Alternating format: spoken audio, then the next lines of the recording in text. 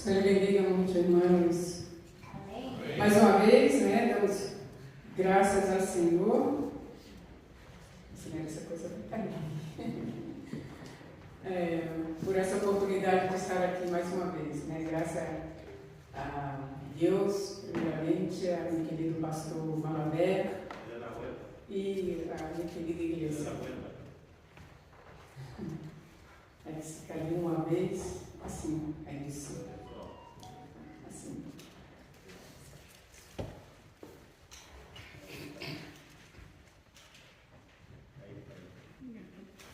Está assim, meu Deus. O Espírito está ouvindo.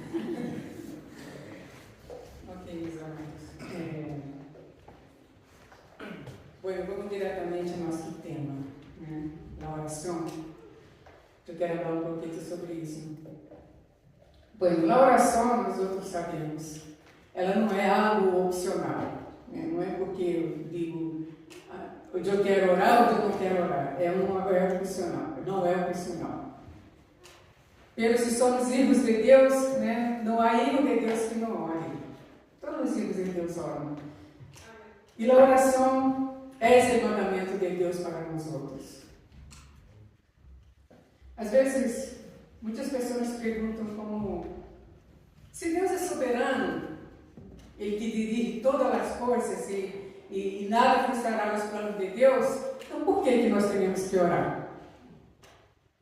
Eu quero falar um pouco sobre isso, junto com o que vamos falar sobre a oração que busca o reino de Deus em primeiro lugar. Amém? Bueno, nós necessitamos abraçar todas as verdades que a Bíblia nos traz de Deus, sem criar mais obstáculos que os obstáculos naturais que já temos. Quando não queremos crer em algo ou aceitar algo, ponemos barreiras. Charles Spurgeon, muitas pessoas aqui creio que conhecem. Conhecido como príncipe dos predicadores na Inglaterra, ele nasceu no ano de 1832, ele morreu no ano de 1892. Ele disse o seguinte, que muitas pessoas, quando não veiam predicar sobre certa doutrina, diziam, não pode entender isso. E dizia que às vezes ele respondia assim, mira, Deus, aonde nos ha mandado ensinar isto, não nos ha mandado que os hagas entender. Necessitas querer entender e pedir a Deus que abra tua mente do coração, porque nossa obrigação é ensinar-te a verdade claramente, pero fazer-te entender é algo que está fora do mandamento de Deus para nós outros. E assim é verdade, né? É verdade isso. Como o irmão Firminha dizia ainda há pouco, há pessoas que não lhe gusta a palavra antes de escutar, e há pessoas que depois que escutam tampouco lhe gusta, né? E por isso o irmão falava isso, porque muitas vezes a pessoa não compreende, por isso não lhe gusta. Pero logo aí onde nós outros leímos o versículo, em 2 Tessalonicenses 1, 11, 12, que é um texto do apóstolo Paulo, que nos ensina algo fundamental sobre a oração e sobre a vida que levamos hoje. O texto diz assim, aqui na minha versão, né? Sabendo isso, oramos constantemente por vosotros para que nosso Deus os haga digno pela vocação e cumpra com poder todo bom propósito, toda boa obra e toda obra que procede pela fé. Assim será glorificado em nome de nosso Senhor Jesus Cristo, em vosotros, e vosotros em Ele, segundo a graça que nosso Deus e Deus, nosso Senhor Jesus Cristo. Pois, como eu dizia, em primeiro lugar, oramos porque Deus nos ha mandado. Isso não se trata de uma questão de para que sirve a oração. Deus nos ordena, né? E a fazer algo e nós outros obedecemos. Para que sirve, não é esse o caso. Portanto, nada deveria querer saber primeiro essa resposta para que sirva e luego obedecer a Deus. Não, a primeira razão por a que oramos é porque Deus lo ha ordenado. É Deus soberano, que a gente menciona e diz, né? Não é Deus soberano. Não hace tudo como querem. Então, por que temos que orar se Ele já sabe tudo? Já não há decidido? A resposta é essa. Porque Ele ordenou. E quando Deus manda algo, não cumpri-lo é pecado. Não orar é pecado. E os filhos de Deus têm essa hambre de comunhão com Deus, verdade? Nós outros que somos filhos de Deus, isso é uma coisa natural, nós temos essa hambre dessa comunhão com Deus. Mas devido a que algumas pessoas pensam que orar é só pedir coisas, têm dificuldade para orar. A verdade é essa: Deus mandou, nós outros obedecemos. Isso já seria algo merecido, estar obedecendo a Deus, porque Deus quer corações que obedeçam.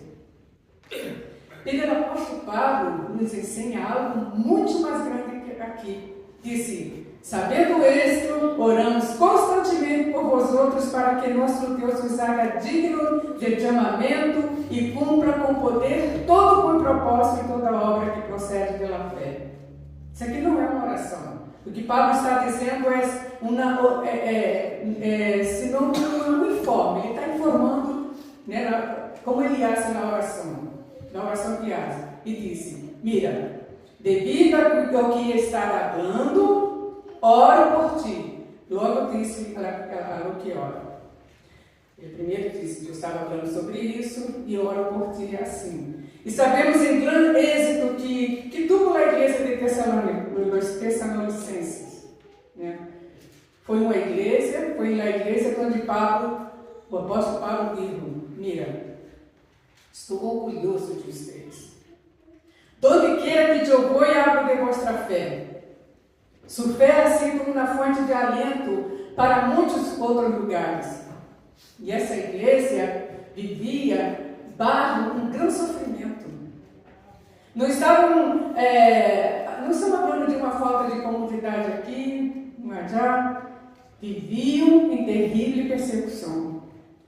Suas vidas corriam perigo todo o tempo. Os quitaram suas possessões, seus trabalhos, foram vítimas de maltrato físico, foram vítimas de violência, não tinham nada comparado com os outros. E Paulo disse: sabemos quanto sofrem os teus, quanto sofre a igreja de los Tessalonicenses. Sin embargo, os teus são um grande êxito.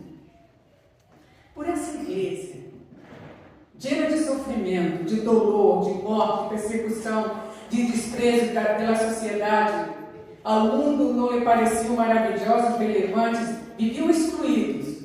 A sociedade os perseguia, os maltratava. Que tipo de oração faria você por essas pessoas? Paulo está falando da natureza de sua oração, o que realmente era prioridade em suas orações. E não só ele disse: estou orando por ti, mas ele disse: por o que estava orando por essas pessoas. Pessoas como tu, como eu, casadas, viúvas, com filhos, solteiras, que queriam construir uma vida. Isso nos mostra o alto padrão de oração que Deus tem por nós outros. Isso nos envergonha, querido. Nos envergonha. Essas pessoas tinham grandes necessidades. Essas pessoas estavam sofrendo, estavam sendo encarceladas, estavam sendo golpeadas. Sua saúde se debilitava em essas prisões. Uma condição de higiene terrível.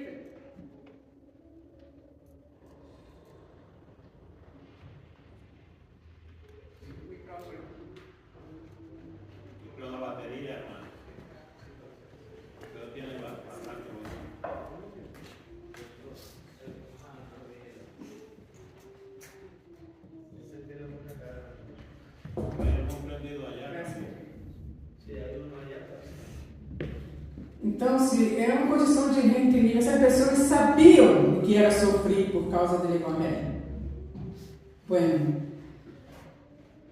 O que pode dizer em primeiro lugar é que, desafortunadamente, a maioria das orações dos cristianos estão completamente mal dirigidas. Porque sempre estão dirigidas às coisas equivocadas. Em um dia como hoje, temos milhares de serviços adiados, vamos falar de Brasil. Teremos milhares de serviços adiados no Brasil. Muitas pessoas adiadas querem receber oração. E as orações da maioria que estão dirigidas, elas estão dirigidas a coisas equivocadas. A maioria dos cristianos tem seu tempo de oração pensando em si mesmos, em las coisas que amam. Pensam em coisas fúteis. A oração está mal dirigida, é míope à realidade que nos rodeia. De hecho, eu diria que a maioria das orações não são mais pela expressão de nosso egoísmo. São orações egoístas. A oração cristiana típica é por saúde, a felicidade, êxito em trabalho, êxito na vida personal. Milhões de pessoas hoje estão orando por benefício personal. Que tem mais comodidade. Não significa que não tenham. Já não tem. Pelo nosso mundo sempre há uma maior comodidade, não é assim? Estão orando por soluções para arreglar pequenos problemas na vida, que comparado com os problemas que a gente de Tessalônica estava enfrentando, não são nada. A gente morria, era golpeada, era encarcerada, perdia suas possessões, não teria trabalho, não teria como manter as suas famílias. Quase 100% das orações hechas hoje em dia especial de culto a Brasil hablarão sobre o lugar, a curação, a comida, o trabalho, os automóveis, os esposos, as esposas, os ascensos, o dinheiro. Certamente essas coisas são parte da vida. A saúde, a esposa, a família, o trabalho, os filhos, são parte da vida. O que são parte de nossa vida são coisas muito baixas, se comparado à lista do apóstolo Paulo em oração. Ao igual que na igreja de Tessalônica, este é um homem, Paulo, que sofreu por causa do evangelho. Ele mesmo disse em 2 Coríntios: "Eu sofri a perda de todas as coisas, perda financeira, perda de saúde, ele perdido me põe nome, me tratam como um criminal. Me arrestam, me humilham delante da gente, me golpeiam delante da multidão, me assolam. Eu estou em perigo entre irmãos, perigo em mundo, naufrágio em alto mar." Paulo foi um homem que sofreu profundamente, orando por uma igreja que sofreu profundamente. Pero nossas orações, se podemos chamarmos orações, desenvolvem uma visão da vida centrada em nós outros, que é muito baixa comparada com a lista do apóstolo Paulo, apesar de que são coisas da vida. E são muito baixas comparadas às prioridades de Cristo, que digo que basicamente essas coisas não seriam añadidas, não deveriam ser nossa preocupação, nem na vida e nem em nossas orações. Deveríamos estar buscando algo que o apóstolo Paulo está buscando para essa igreja de Tessalônica que sofre. Jesus disse: "Não te preocupes por isso. Preocupa-te por os assuntos relacionados com o reino de Deus. Os outros são cidadãos do reino de Deus. Esse reino não tem fim." Não é possível que passemos a vida preocupando-nos por uma vida que se está acabando. Santiago disse: "Pede e não recebes." E descreve: "Case todos os corações, porque pedes mal, para que os gasteis em vossos próprios prazeres." Santiago é muito duro. Disse: adúlteras. Uau! Em relação com a oração, chama as pessoas adúlteros. Disse: "Le pedes a Deus coisas para gastar no mundo." Queres ser mundano e queres que Deus seja o patrocinador É como se uma mulher que pedir a seu esposo dinheiro para gastar com um amante. Isso é o que Santiago está dizendo. Quando pedes por tus próprios prazeres, lhe pede a Deus que seja patrocinador de tua mundanidade. Santiago é duro ao dizer isso. Portanto, quero dar alguns pensamentos superficiais, porque esse texto aqui ele poderia dar-nos material para muitas mensagens, porque está cheio de verdade sobre a vida espiritual, da vida de oração sobre nossa realidade. Pero antes, eu quero fazer algumas perguntas, porque dizemos que já no Brasil a gente está orando nos outros. Algumas pessoas nem sequer oram, tampouco têm vida de oração.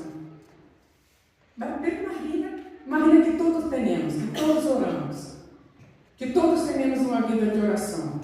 Então, se a pergunta é essa: quando oras por la gente, por vossos filhos, por vossos esposos, por vossas esposas, por vossos amigos, por vossa igreja, que pedes? Quando os padres oram por seus filhos, o que lhe pedem a Deus?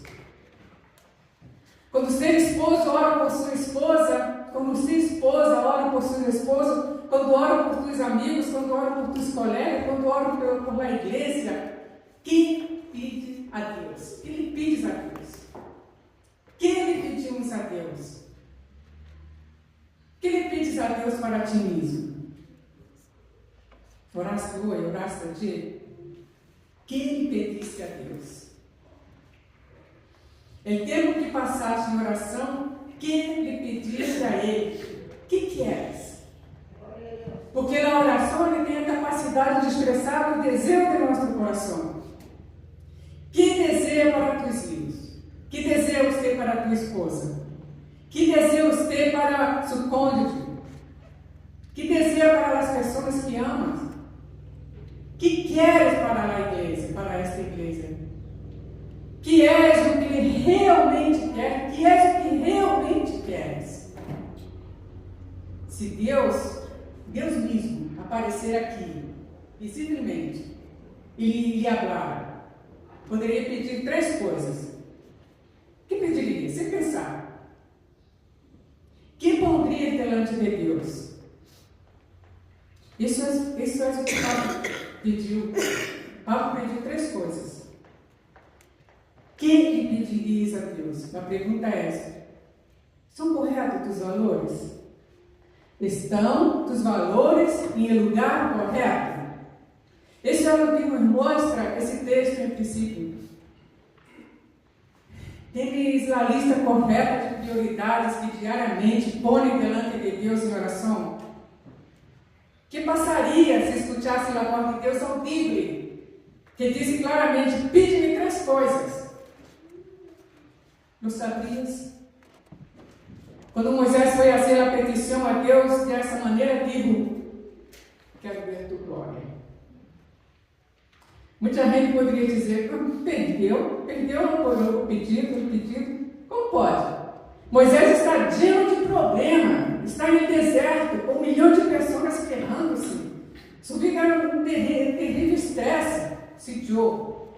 Viverem em deserto, não tiveram casa, viveram em uma tenda de campanha, montaram, desmontaram, levavam para cá. Se não tiveram consuelo e puderam pedir a Deus algo de eu e Deus, pelo Moisés digo: mostra-me tua glória. É o que quero ver tua glória. Teria uma lista correta de prioridades. Meus valores eram corretos. Vivíamos em um mundo descarriado, um mundo sem Deus, um mundo que não conhece o verdadeiro valor de nada. É um mundo que se dirige para a perfeição. Todos os dias, agora, com a comunicação, há notícias. Esse morreu, aquele morreu, esse morreu. Isso é uma realidade. À vista de todos, a vida se está acabando. Milhares e milhares de pessoas morrem a cada Vivimos em um mundo em que a gente busca as coisas equivocadas. Se você mira 1 da manhã, digo lunes, em hora punta, o mundo parece um pequeno. Eu vivi em cidade grande, né? Eu sei a hora de rush, né? A hora de punta, é um formigueiro, a gente para lá, a gente para cá. Né? Todo mundo está correndo, todo mundo está buscando algo. Pessoas, essa busca são errôneas, esse cosquiteiro de la gente se volveu louca. E sabe o que passou? Invadiu nossas vidas. O mundo transformou o Evangelho em outra coisa. E muito pelo que a gente chama o Evangelho hoje em dia não é mais que uma grande falsificação, produto da vida allá afuera. Não significa nada. O que a gente está buscando e não deveria significar nada para nós outros, a Igreja de Cristo. Estamos em o mundo, nós outros, como igreja, para dar sentido à vida a essas pessoas. Necessitam ver nós outros que na vida e o que se busca não se pode relacionar com o mundo. Esta é a função da igreja, ela é a luz do mundo. Pelas orações famílias esta manhã na Brasil. Estão dizendo ao mundo, nossas prioridades são as mesmas que as de vocês. Paulo está orando por as pessoas que estão sofrendo, que estão morrendo, que estão sendo assassinadas, que estão sendo golpeadas, que estão sendo arrestadas, que han perdido suas possessões. Em uma época em que não existia remédio para aliviar o dolor pelas enfermidades mais comuns. Assim que a pergunta é: que lhe estamos pedindo a Deus? Que expressam nossas orações, nosso mundo, nosso egoísmo. E o apóstolo Paulo, depois de começar a carta, depois de falar da venida de Cristo, do reino eterno, aquele povo sofrente, desprezado, sem nada, ele diz: sabendo isto, rogo por vosotros, que nosso Deus vos haga digno pela vocação e cumpra com poder todo o bom propósito em vossas vidas, toda obra que procede pela fé. Havia 3 petições, sabe? Que viveram uma vida digna do Evangelho, que Deus cumprir na vida deles todo o que foi pela revelação de Deus mesmo e que seu serviço a Deus estaria lleno de poder. Paulo se referiu somente às coisas do céu, do reino de Deus. Há tantas coisas nessas 3 petições para cultivar nossa mente profunda. Nosso tempo de vida é tão curto. A vida é tão fugaz. Sin embargo, o mundo está cheio de tontos. Sabe o que é tontos? Enterramos nossos padres só para repetir o que fizeram. Os filhos nos enterram só para repetir o mesmo.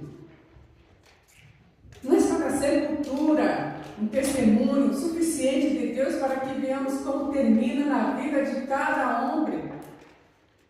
Nós outros, na Igreja de Cristo, conhecemos o Senhor Jesus Cristo, conhecemos a palavra, somos o único povo no mundo que não pode ser tonto. O hecho de que quase todas as orações dessa manhã já em Brasil sejam uma oração egoísta, dirigida simplesmente a fins personais, nos mostra os tontos que somos. Não necessitamos perder nosso tempo fazendo todo o possível para obter essas coisas materiais que o mundo busca, que em última instância não terão nenhum valor. Não necessitamos gastar todo o nosso tempo, toda a nossa vida, toda a nossa saúde, dando o que não tem preço. 3 desejos de Paulo. Oras assim por tuas irmãos. Quando oras por tuas irmãos, que têm vida por delante, que lhe pede a Deus? Que seja um êxito, que ganhe muito dinheiro, que estemos sanos, que tenha um bom matrimônio no futuro. Se você supera de uma igreja de pessoas que amam, amigos como Pablo, que aqui em Tessalonicenses, sofrendo, golpeado, perdendo tudo o que temeu, por que orariam? O que pedirias a Deus por esta igreja? Nos avergonçamos do Evangelho que se predica hoje, pelas orações que se fazem nas igrejas, pelas orações que se fazem em las casas, pelas orações que ponemos delante de Deus. Mas bem, Paulo disse que dessa maneira, por esse fim também oramos por vosotros. O que for que quiser para os Tessalonicenses, sabia que só o poderiam entender por meio da oração. Não recusou ao engenho humano, como hoje em dia, como Mira disse. Mira desenvolveu um livro que é aqui com 5 passos para a madurez. Algo tão comum, né, hoje em dia, no mundo que se chama assim mesmo cristiano. Não. Ele predicou a verdade a essas pessoas. Predicou uma verdade que sabia que era suficiente para que estavam vivendo esse horror, esse sofrimento. E Paulo recorreu à oração. Vem. Portanto, rogamos a Deus sempre por vosotros. Ele orava todo o tempo. Isso era típico de Paulo. Essas cartas de Paulo estão cheias de oração. Em essa carta haverá muitas orações. Mira a oração de Paulo. Paulo diz: não miramos nas coisas que se veem, porque as coisas que se veem são temporárias. Pero prestamos atenção nas coisas que não se veem, porque são eternas. Paulo não orou de forma geral, ele orava de uma maneira específica. Por exemplo, sua oração em Efésios: pido que conozcais o amor de Cristo, a amplitude, a profundidade, o comprimento do amor de Cristo que sobrepassa todo entendimento. E esses objetivos aqui, que sejam dignos do Evangelho, que sintam que Ele é Rei de glória, morreu por eles, que vivam na vida para Ele, para honrá-lo. Ele pede em oração: haz-lo digno de todo honor. Não permita que vivam uma vida que não dignifique a Cristo ante a cidade de Tessalônica. Que cumpra em ele todos os propósitos que tem em tua palavra e que tenha um serviço eficaz. Ele buscou o melhor para essas pessoas. Pero, que é esse melhor, queridos? Quando oras por tus filhos, por que oras? Quando oras por teu esposo, oras assim: Deus, haz de meu esposo um homem digno de chamado. Haz que tua palavra se cumpra em sua vida. Haz que te sirva com poder. É assim que tu oras por teu filho, Deus. E por a igreja, que oras? Para que venha mais gente? Ou então se ora: Senhor, santifica esse lugar. Santifica essa gente. Haz-nos dignos do Evangelho, que cumpra poderosamente o propósito, que dê um bom testemunho allá afuera, demonstrando que são dignos de chamamento com ele que você ha chamado. Paulo diz: sei que vocês estão sendo santificados, eu quero que vocês sejam mais santos. Sei que amas a Deus, pelo oro para que puedas amá-lo mais pelo que amas agora. Quero que tenham um equilíbrio em suas vidas, em honor e glória a Deus. Devemos pedir a Deus todo o poder de Deus para que as pessoas obedeçam à verdade. Obra em eles. Ó Deus, não só o voluntário, senão o efeito, para que sejam dignos de tu chamado, para que sejam eficazes em tu chamado. É por isso, porque quando algo bom sucede em nossas vidas, quando oramos assim, quem se leva o crédito? Deus. Sabemos que não há estratégia para fazer que os homens escutem a verdade, não há. É Deus que revelou a verdade e deve aplicar-se aos corações, deve obrar em eles. Só não pode. Porque ele é o Evangelho, é o poder de Deus para a salvação.